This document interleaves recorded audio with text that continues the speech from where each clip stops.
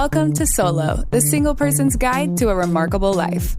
Your host, a behavioral scientist and bachelor, talks to leading experts and successful singles about living solo and living well. Travel more, make things, sleep in when you want to. Here's the playbook for the person who is unapologetically unattached. Now, please welcome Dr. Peter McGraw. Welcome to Solo, the single person's guide to a remarkable life. I'm Peter McGraw. Today's guest is, yes, I'm afraid so, it's me, again. But I had to do it. Let me explain. During the Alternative Forms of Marriage episode, I talked about how the magazine, The Atlantic, has a family section, which is, I quote, a hub for coverage of American life from the viewpoint of its most basic unit, that is, the family. Now, I would think that the most basic unit is the single individual, but no, not according to The Atlantic. Keeping with the magazine's family focus is a recent article by Arthur Brooks, a professor of practice of public leadership at the Harvard Kennedy School. He writes the How to Build a Life column. The goal of his column is as follows, and I quote, to find what matters and how to hold on to it at any age. It's about how to balance the competing demands of our time and build a life that feels whole. What can we do each day to increase our satisfaction and enjoyment of life? It will draw on social science, philosophy, history, and the arts to devise strategies for how people can surpass good enough and build a life that they truly want. Now, a recent article called Success Addicts Choose Being Special Over Being Happy caught my attention and caused me to subsequently tape this episode. So the title again is Success Addicts Choose Being Special Over Being Happy. Now, using the language of addiction, Brooks contends that the pursuit of success comes at the cost of relationships. And I think his argument is best summarized with the following passage. This is quoted from the article. But success also resembles addiction in its effect on human relationships. People sacrifice their links with others for their true love, success. They travel for business on anniversaries. They miss Little League games and recitals while working long hours. Some forego marriage for their careers, earning the appellation of being, quote-unquote, married to their work, even though a good relationship is more satisfying than any job. Okay, so what is there to respond to? Well, first of all, I want to say that I'm very disappointed with the premise of this article and that its focus on the family, as demonstrated by that passage, excludes millions of people, either those who are single, as I like to say, for now, or forever. And to accept the arguments that Brooks makes is really to accept the narrow range of values about what's important to do with your life and whom to do it with or not. Now, I do think that Brooks's intentions are good, but there are a lot of problems as I see it with this article, especially if you agree with me that the single individual, not the family, is the most basic unit of society. So I'm going to go through each of these and talk about them in relation to the article, but here are the major issues that I want to cover. The first one is more of a pet peeve, but it's the misuse of the term addiction and it's used for persuasive purposes. The next is the presentation of a narrow path to a good life, and that path involves a marriage or near equivalent. Next is that there's a shallow view of the pursuit of success, that trying to survive can look like the pursuit of success, and the need to provide, created by the patriarchy, can also look like this selfish pursuit of success. And finally, the article ignores the way that success has a positive effect on the world and the pursuer of that success. Now, for our purposes, I'm going to use the word success and achievement interchangeably henceforth. Before I begin, I want to acknowledge something that Brooks gets very right, and that is you can't have it all. That is that trade-offs, they need to be made if you're going to live a good life. Where we disagree is the particular type of trade-off that needs to be made. Brooks wants to decide for you, and I want you to decide for yourself. My good solos. So let's jump into these. So the first issue, that Brooks misuses the term addiction for persuasive purposes. This is a minor point, I agree, but it bugs me when people, especially academics who know better or should know better, misapplies the word addiction. So Brooks talks about success addiction, but really the relentless pursuit of success, or the appearance of it, doesn't meet the clinical criteria for addiction. Neither does cheese addiction or television addiction, or even, I know this is controversial, pornography addiction. So more importantly, the use of addiction in this way, I think, is insulting to people who have true addictions to smoking, alcohol, heroin, other substances. Behaviors that have profound dependence for people, and people can't quit, and it comes at a great psychological, emotional, physical cost. And notably, by his own definition, his use of the term addiction, not the clinical definition, is that you could label someone a family addict. And no one seems to be wanting to do that. Okay, so on to the bigger issues. So Brooks assumes a narrow path to a good life that involves marriage or its near equivalent. What I'm about to say seems probably familiar to the regular listener. I've talked about these ideas in other places, including Solo Thoughts 2 about well-being, and we discussed it in the What Makes a Life Remarkable episode. So let's just chat for a moment about the research on well-being and what we know about it. And that is that the original research has some clear limitations. It suggests that there are two paths to being satisfied with your life, or as I like to say, living a good life. One is pleasure, and the other is meaning. Okay, so in this focus, meaning and relationship has sort of the same path. That is, having a family is meaningful. So I'm going to call this the pleasure meaning model. Okay? Now, one thing that's very clear is this notion of trade-offs, that it's very difficult to walk these two paths simultaneously. So what often happens is, for example, parents give up a lot of pleasure, good, healthy sleep, for example, in order to raise a family, which happens to create this meaningful, purposeful life. So really, like a good life goes something like this. Enjoy your youth, have fun, and then at some point settle down and forgo pleasures for a meaningful life of marriage and children. Perhaps when everyone's out of the house and on your own, you can retire and you can go back to a more pleasurable life.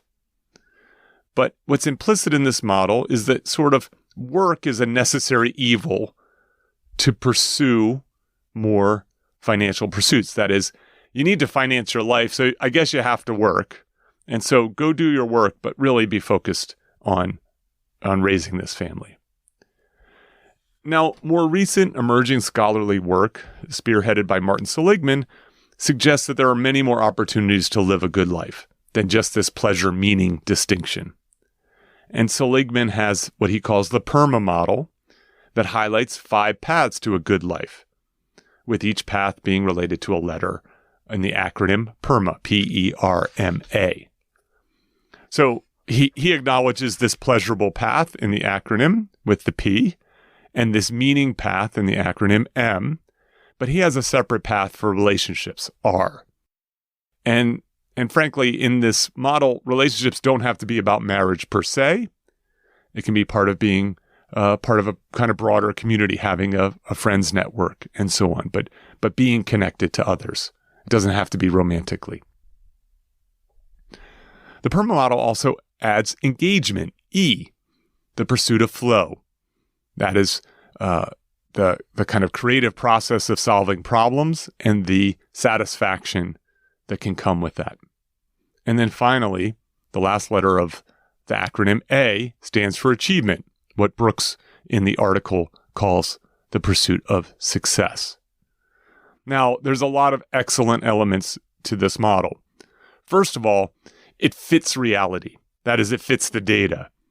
So when you look around the world at the many people who are deviating from the pleasure meaning paths, there's lots of them. Marketers use this term heterogeneity to describe the vast differences in value, needs, and beliefs that exist in the population. Essentially, people are diverse. They're diverse in what they want, what they believe, what they need. So, for example, the original well-being models, they don't fit this diversity pretty well. So, for example, an athlete or an entrepreneur or an artist who gives up a lot of pleasure to win gold medals, to build businesses, to make art. These are people who don't fit that original meaning model, that pleasure model, but work very nicely with the PERMA model, looking at either engagement or achievement or some combination thereof. I would argue these folks very often are living good lives. The next thing is that the model's value-free. That is, it doesn't suggest that one path is better than another. It just happens to be that it works if the path that you're walking happens to be the one that's good for you, that it fits. And so if you asked an Olympian to start a family at the stage where he or she is training for a gold medal, he or she would be deeply unhappy. They'd be walking a meaning relationship path when they want to be walking an achievement path. Moreover, if you asked a loner artist to get more involved in the community, he or she might be worse off, leaning into the R and lamenting the time away and the discomfort when they would rather be engaged in E, their artistic creative pursuits. They'd be worse off, not better off. Another thing that the model acknowledges, and I like a lot, is that the path to a good life can change depending on your stage of development. As I talked about earlier, kind of youthful pleasures may be giving way, transitioning into middle-age meaning. That is, that there are multiple paths within a life, not simultaneously, but sequentially. Just because you start one doesn't mean you can't do another. For example, a change in circumstance, becoming an empty nester or a widow, might turn to the arts. George Bush became a painter after his presidential retirement, whereas Obama still focuses on public service. You can think about this sort of as levers, like there's these 5 levers, but you can't pull all of them all at the same time. I'm guessing that Brooks actually did this himself, where he pulled very hard on the achievement lever as a younger man. Now he benefits from his success, and he's pulling on these relationship and meaning levers. Based on his examples, such as missing anniversaries and recitals due to work, it seems that people who are being criticized for pursuing success are people who are married with children. What is not clear is whether Brooks believes this to be the only path, or he's only writing for a particular group of people who get married, which tends to be at this point most people, and those people who then go on to have kids. Again, most people. In any case, there's no discussion that a non-family focused life can be a good one. Here's that idea again. Marriage is not good or bad per se, in my opinion. It's just over-prescribed.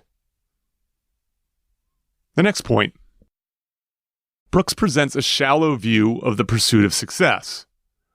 Attempts to survive can look like this pursuit. Moreover, the challenges baked into a marriage that's fueled by the patriarchy can also masquerade as the selfish pursuit of success. What people see as the pursuit of success sometimes is just to try to survive in a competitive world. In my own experience, I was trying to be successful in academia. And some pursuits are just terribly difficult. As I like to say, anything worth doing is going to be difficult. And this can be difficult even if you have talent, which I didn't. I made sacrifices in order to get through my PhD program. Not because I wanted to be seen as special, not because I was addicted to success, but because that hard work, working long hours nearly every day, was essential to survive and to achieve in a tremendously competitive environment. One of the happy benefits of all of this was that I was happy to do the work, which is consistent with the E in the PERMA model. As I got better and better, I was compelled to do the work because it featured creativity. It was engaging and thus became satisfying. Not always, but those moments were special. Nowadays, if you look at the unemployment rate and see businesses collapsing around you, you'll see many people working long hours, not because they're addicted to success, but because they're trying to keep a roof over their heads and food on the table.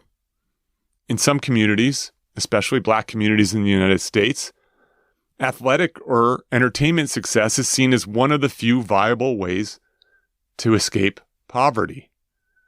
That is, even what we see as a pursuit of entertainment or athletics can just be a matter of trying to make your life better. So what ends up happening essentially is that these success addicts might really be just survival addicts. Moreover, the article seems, and it's not explicit, but implicitly seems focused on men, at least through stereotypical gender roles. And as a gentle reminder, this is something I've talked about here and there, is that we know that the patriarchy is oppressive to women, but it's oppressive to men also.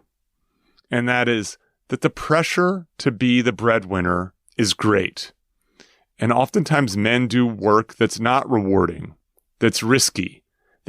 They sacrifice their health and so on, because that's what a good man, a good father, a good husband is supposed to do.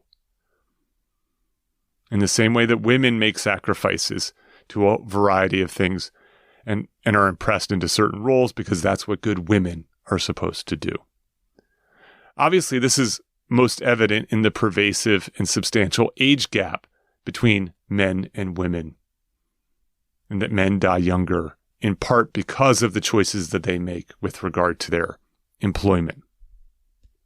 I'm just going to give you one example of this that I encountered rather recently. This is a guy I know, and at first he might look like a candidate for this article. That is, he's up at 5:30 a.m. every day, and he works long, long hours with his new consulting business. But as you start to look more deeply at what this guy is doing, he very clearly is not a success addict, although I know he takes a great deal of pride in doing a good job, and he's ambitious. But when you look at his life, he has 5 dependents.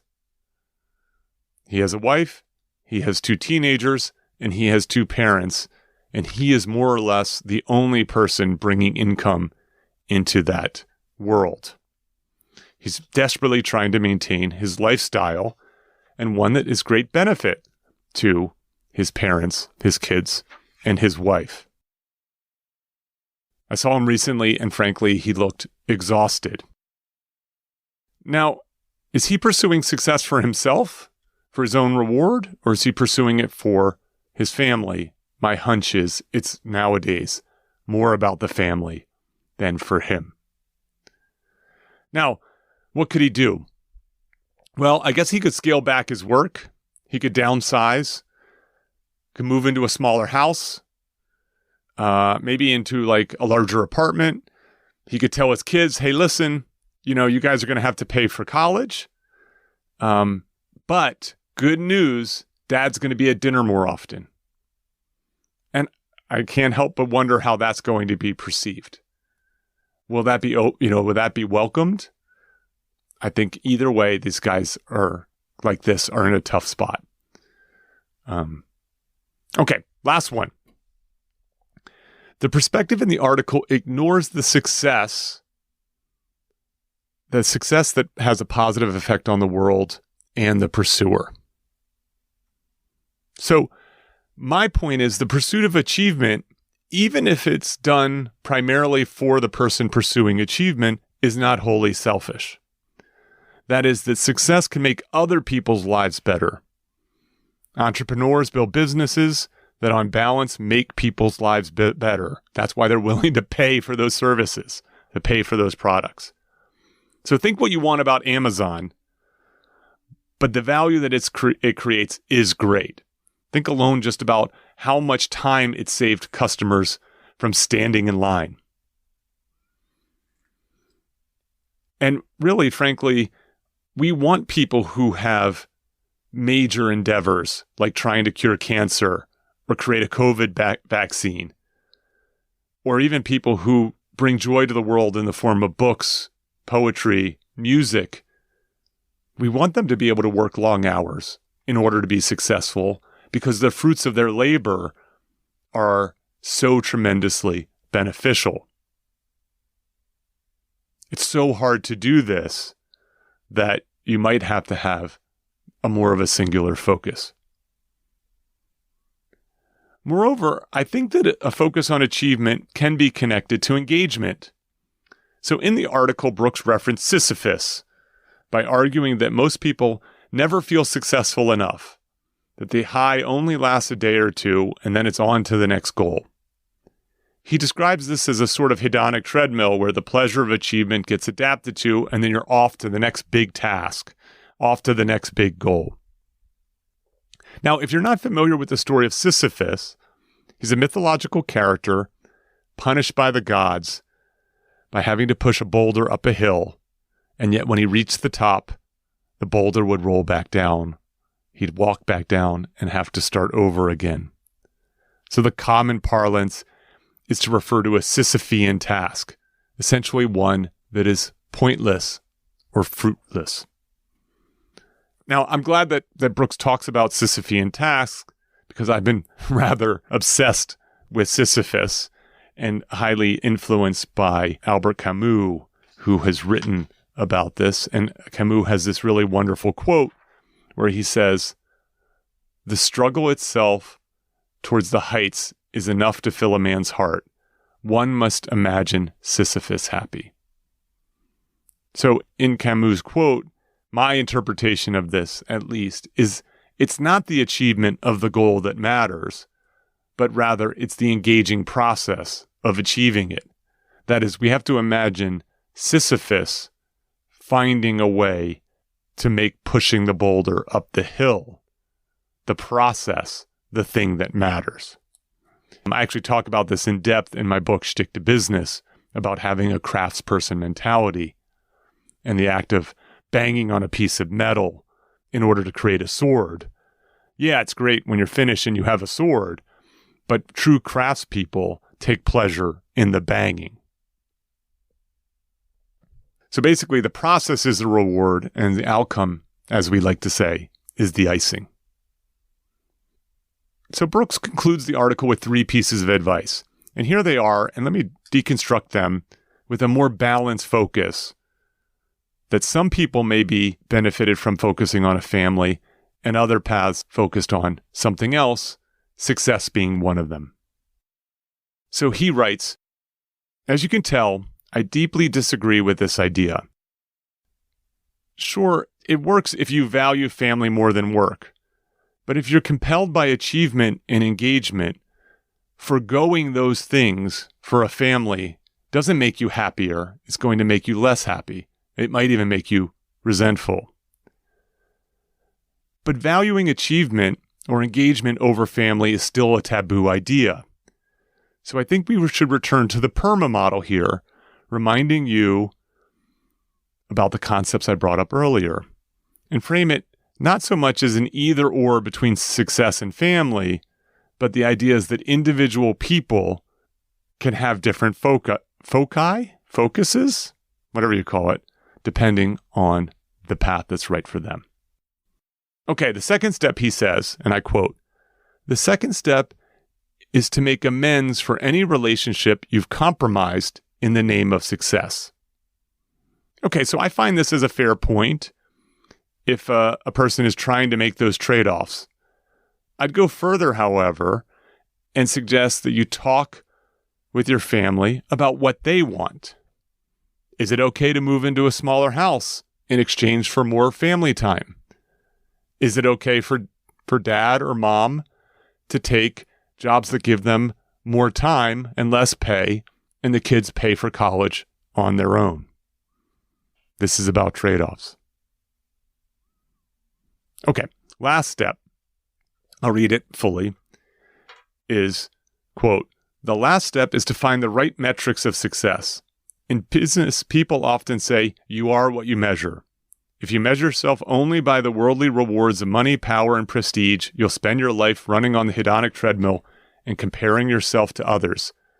I suggest better metrics in the inaugural How to Build a Life column, among them faith, family, and friendship.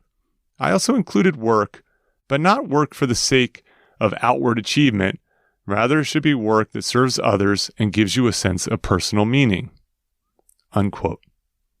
I think I can let that step stand because by now you probably can tell this advice is incomplete for the typical solo listener. So to summarize, I think this article, especially given its large platform, is a missed opportunity. It was a chance to provide a lesson about living a good life that is inclusive both for partnered people and for singles. There's not one narrow path to a good life, one that involves marriage or its near equivalent. Instead, that is one path, but there are many, including solo ones. There are millions of you out there, and you shouldn't think that non-married life is somehow less than. Let's not mistake what looks like the pursuit of success might just be trying to survive in a very tough world, or the challenges that the patriarchy presents within a marital structure, one reinforced by the family itself. And finally, achievement is not bad per se. It can create a rich, compelling life, and it can have a profound effect on society, a profound benefit to society. It can save lives. It can provide millions of people joy. It can make the world a better place. Often more so than adding a couple of kids to billions of people on the planet. All right, with that, I want to say I welcome your feedback. Look for this post on the new message board on the solo page of petermcgraw.org. You can write about it, and want to say thank you again for listening to Solo Thoughts. Cheers, and onwards. Thank you for listening to Solo, the single person's guide to a remarkable life. For more about our guests and show notes, go to petermcgraw.org. Please subscribe and share with your single friends.